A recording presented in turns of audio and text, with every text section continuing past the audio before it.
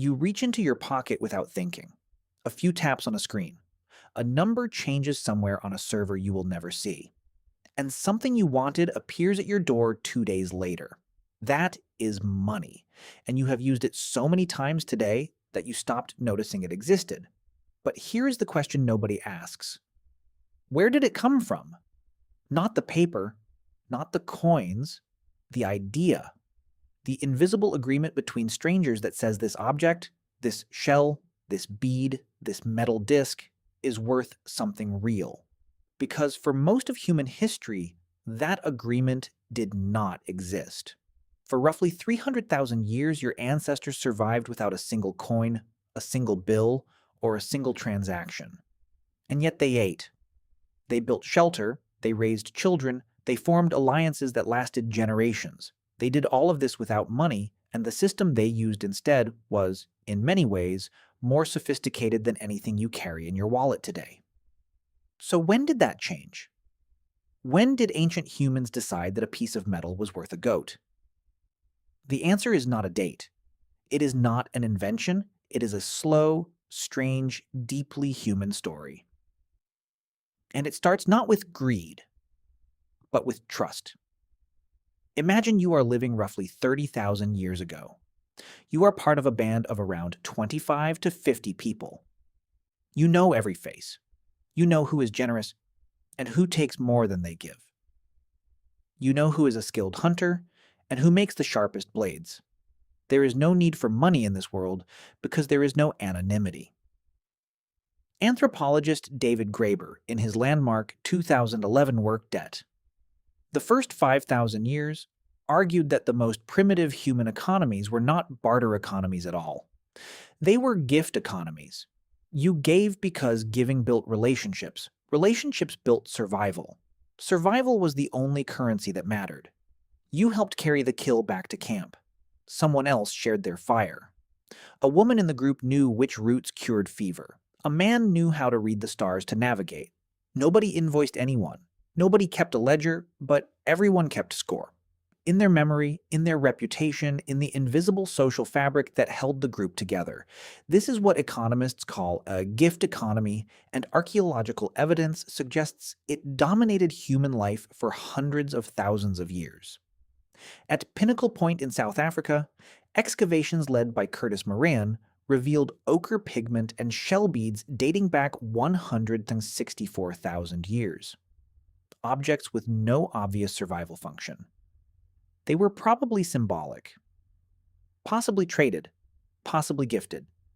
Either way, they suggest early humans understood that objects could carry social meaning beyond their physical use.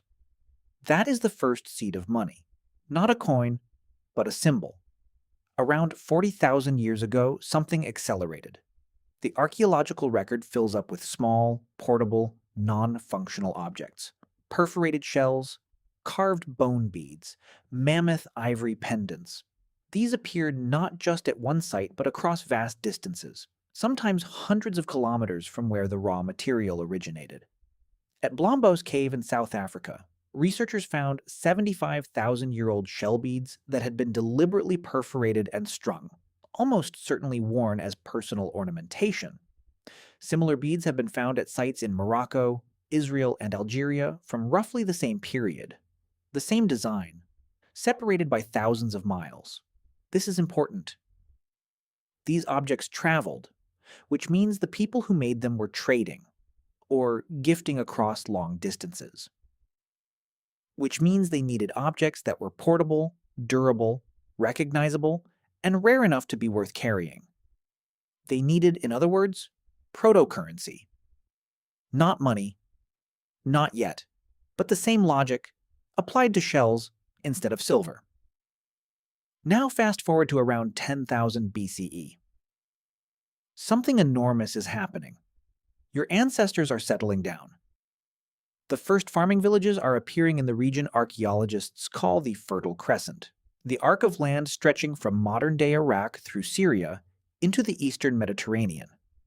Instead of following herds and foraging across open land, people are staying in one place, growing grain, raising goats, building walls, And this changes everything about how humans relate to objects and to each other. When you are nomadic, you cannot own more than you can carry. A gift economy works perfectly because surplus is impossible. But when you settle, surplus becomes not just possible, but inevitable. A good harvest means you have more grain than you can eat. A healthy herd means you have more goats than you need. And now you have a problem that your foraging ancestors never faced. What do you do with the extra? You trade it. But to trade it, you need to agree on what things are worth relative to each other. How many jars of grain is a goat worth? How many goats is a plot of land worth? How many plots of land is a skilled blacksmith's labor worth for a full year? This is where barter comes in, and where most textbooks get the story wrong. Economics courses often teach that early humans bartered first, then invented money to solve barter's inefficiencies. But researchers like Caroline Humphrey, who studied barter economies extensively in the 1980s, found no evidence that any society ever operated on pure barter as its primary system. Pure barter, stranger meets stranger, they swap a chicken for a pot, requires what economists call a double coincidence of wants. You have to want exactly what I have, and I have to want exactly what you have at exactly the same moment. That almost never happens cleanly. What actually happened in early settled societies was more complex. Debt came before barter, credit came before cash. Mesopotamian clay tablets, some of the oldest written documents ever discovered, dating to around 3000 BCE at the city of Uruk in modern-day Iraq, are not love letters or religious hymns. They are receipts.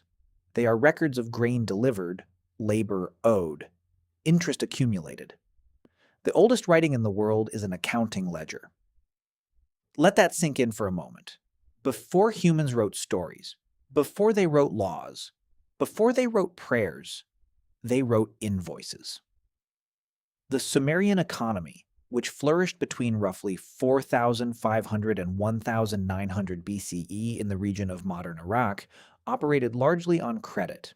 Farmers borrowed seed grain from temples at the start of the planting season and repaid it with interest after the harvest.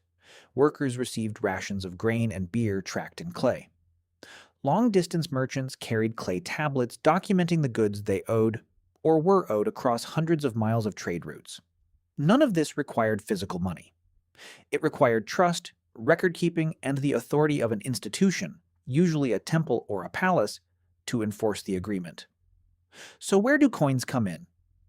The first standardized metal coins appear in the Kingdom of Lydia, a civilization in what is now Western Turkey, around 600 BCE. The Lydian coins were made of electrum, a naturally occurring alloy of gold and silver, and they were stamped with a lion's head to guarantee their weight and purity. The Greek historian Herodotus credits the Lydians with being the first people to use gold and silver coins.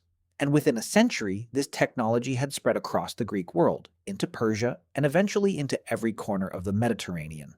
But here is the counterintuitive part. Coins did not create trade. Trade already existed in vast, sophisticated networks for thousands of years before the first coin was struck. What coins created was something different: the ability to trade with strangers, with people you would never see again, people whose reputation you could not know, whose social network did not overlap with yours. A coin did not require trust in a person. It required trust in a symbol, in an institution, in a king's face stamped in metal, and that is a profound shift in what it means to be human. For 300,000 years, your ancestors lived in a world where every exchange was personal. Every gift was relational. Every debt was between people who knew each other's names. The invention of coinage, and later of paper money and later of digital transactions, is the story of humans learning to trust systems instead of people, to trust abstractions instead of faces. Archaeologist Ian Morris at Stanford has argued that this shift from personal trust to institutional trust is one of the defining transitions in human social evolution. It allowed cities to grow beyond the point where everyone could know everyone. It allowed empires to collect taxes from millions of strangers. It allowed you to buy a coffee from a person you will never see again in a city you have never visited, using a card linked to a number that represents a promise made by a bank you will never walk into. Every transaction you make today is built on a layer of trust so deep and so old that you inherited it from people who stamped lion heads into electrum 2,600 years ago. And before that, from people who tracked grain and clay. And before that, from people who gave gifts to strangers and trusted that the universe, or at least the tribe, would balance the ledger eventually. You reach into your pocket without thinking, but now you know what you are actually reaching into. Not a wallet.